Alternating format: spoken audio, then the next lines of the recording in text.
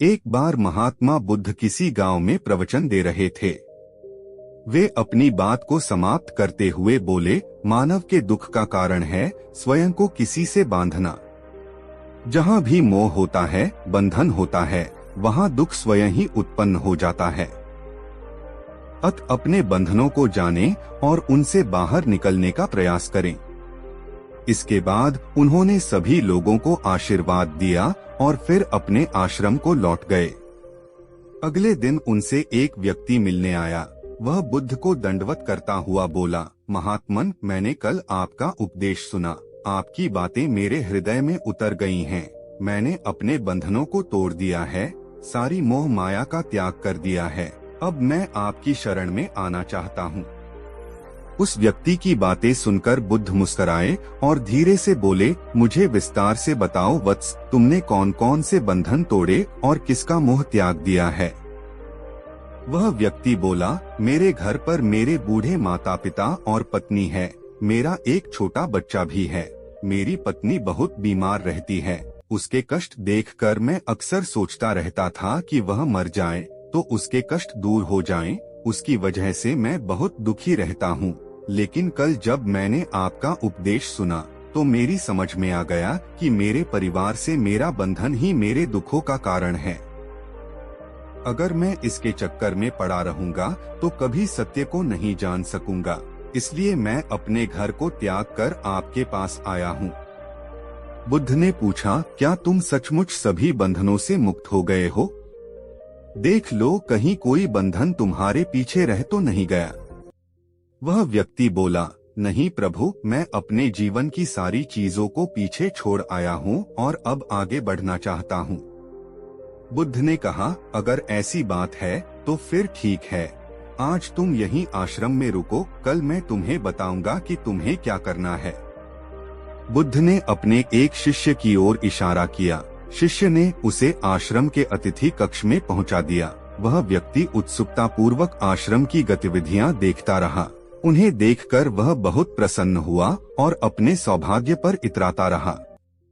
अगले दिन बुद्ध ने उस व्यक्ति को एक कार्य सौंपते हुए कहा, तुम्हें पूर्व की दिशा में जाना है। वहाँ पर तुम्हें एक गांव मिलेगा। गांव के बाहर ही एक साधिका का घर है। वह तुम्हें कोई वस्तु देगी, उसे लेकर तुम्हें वापस मेरे पास आना है।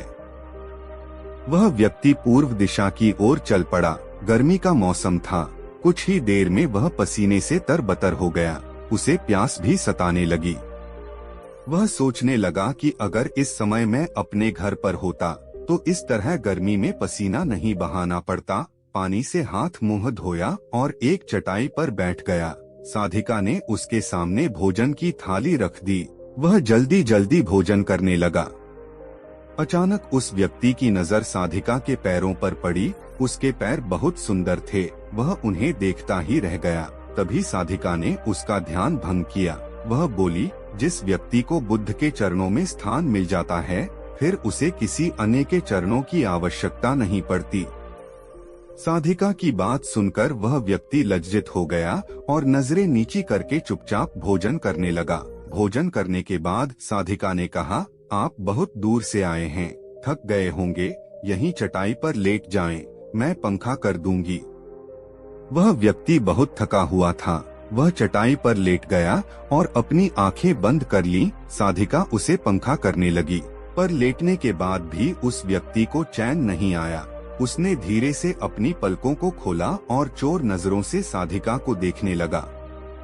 वह सोचने लगा, यह स्त्री कितनी सुंदर है, इसकी वाणी कितनी मोहक है। अगर यह मेरी पत्नी होती तो मेरा जीवन स्वर्ग बन जाता।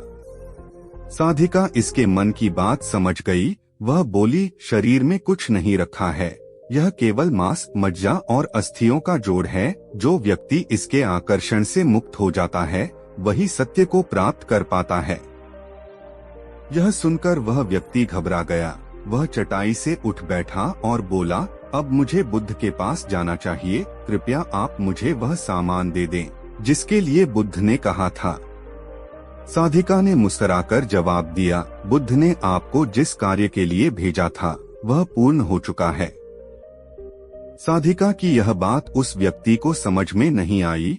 वह दरवाजे की ओर बढ़ चला। दरवाजे के पास पहुंचकर वह एक क्षण के लिए रुका और पलटकर बोला, क्या आप अंतर्यामी हैं? आपने मेरे मन की बातें कैसे समझ ली? वह स्त्री मुस्कुराते हुए बोली, बुद्ध की कृपा से मैं मोह माया से ऊपर उठ चुकी हूँ, इसलिए भावनाओं से निर्लिप्त हूँ और किसी के चेहरे को देखकर उसके मन में उठने वाले विचारों को समझ लेती हूँ। उसकी बातें सुनकर वह व्यक्ति एक बार पुनः लज्जित हुआ और सोचने लगा कि जिस स्त्री ने सच्चे मन से मेरा सत्कार किया, मैं उसके बारे में क्या क्या सोचता रहा। उसके बाद वह बुद्ध के आश्रम की ओर लौट पड़ा। आश्रम में पहुंचकर वह व्यक्ति बुद्ध के चरणों में गिर पड़ा और बोला, महात्मन, मुझे क्षमा कर दें, मैं बड़ा पापी हूँ। उसकी बात सुनकर बुद्ध मुस्कराए और बोले, मैंने तुम्हें साधिका के पास इसीलिए भेजा था ताकि तुम अपने आप को देख सको। अब मुझे बताओ, क्या तुम सचमुच मोह और बंधन को त्याग चुके हो? वह व्यक्ति कुछ नहीं बोला, वह नजरें नीची किए चुपचाप खड़ा रहा। बुद्ध ने कहा, बाहरी बंधन और मोह को त्यागने से हम बंधन मुक्त नहीं होते। दरअसल बंधन और मोह हमारे भीतर होता है। तुमने परिवार को छोड़ दिया और सोचा कि मैं बंधन मुक्त हो गया, लेकिन जैसे ही तुम्हें अवसर मिला, तुम्हारे भीतर का मोह जाग उठा और इसी वजह से आज तुम अपने आप को पापी समझ रहे हो। मुझे क्षमा कर दें प्रभु। उस व्यक्ति ने अपने हाथ जोड़ दिए। फिर वह धीरे से बोला, आप सही कह रहे हैं, मैं केवल अपनी पत्नी से पीछा छुड़ाना चाहता था। वह बहुत बीमार रहती है, मैं कुछ ज्यादा कमाता भी नहीं हूँ, इसलिए मैं अपने परिवार के दायित्वों का निर्वहन भी ठीक ढंग से नहीं कर पा रहा हूँ। शायद इसीलिए मैं अपने परिवार से पीछा छुड़ाना चाहता था, पर अब मैं समझ गया हूँ मेरा परिवार ही मेरा सत्य है और उसके दायित्वों का निर्वहन असली कर्म है। बुद्ध बोले, मैं जो कुछ भी कहता हूँ वह अपने अनुभव के आधार पर कहता हूँ। लोग मेरी बातों को सुनते तो हैं, पर वे अपने स्वार्थ के अनुसार ही उसका अर्थ ग्रहण करते हैं। इसीलिए मोह, माया, कामना, इच्छा, वासना, क्रोध को लोग बाहर की ओर खोजते हैं, जबकि यह हमारे भीतर ही है। हम दूसरों को देखकर तरह तरह की कामना करने लगते हैं। कामना से इच्छा जन्म लेती है, इच्छा से वासना पैदा होती है और वासना की पूर्ति न होने पर क्रोध उत्पन्न होता है। यह सब एक दूसरे से जुड़े हुए हैं। क्रोध के लिए हम सदैव दूसरे को जिम्मेदार ठहराते हैं, जबकि क्रोध का स्रोत हमारे भीतर है। तुम चाहोगे तो क्रोध आएगा, तुम चाहोगे तो क्रोध नहीं आएगा। इसी तरह बंधन बाहर नहीं होते, हमारे मन में होते हैं। हम मन से ही किसी से बंध जाते हैं और मन के कारण ही हम दुख पाते हैं। लेकिन जो व्यक्ति इन बातों की गहराई तक पहुंच जाता है, वह दुखों से हमेशा हमेशा के लिए मुक्त हो जाता है। दोस्तों, उम्मीद करता हूं कि आज की वीडियो आपको पसंद आई होगी।